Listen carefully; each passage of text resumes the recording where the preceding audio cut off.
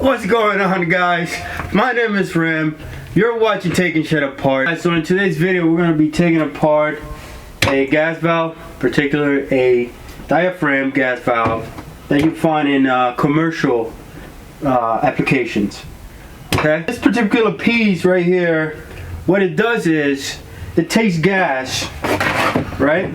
Gas will come in through the pipe, either natural gas or propane, into it, and it's meant to regulate the gas, whether it's for the first stage or the second stage of a boiler or whatever you're using it for. Alright guys, so that's the introduction to this gas valve, this particular one. There's many others, but this is the one I got from work because it doesn't work anymore. So now we're going to take it apart, we're going to learn what's inside, how it works, and we'll just do it together, alright? Let's take it apart! Yay!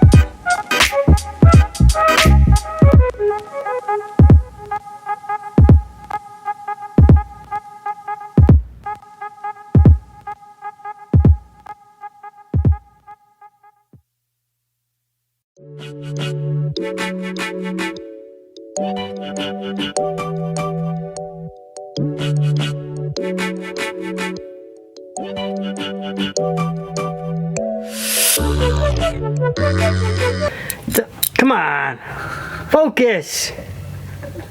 Hold on, give it a second. Right there. There we go. These are the coil of wire. When you energize it, a little plunger goes up. You know what I'm saying? There you go.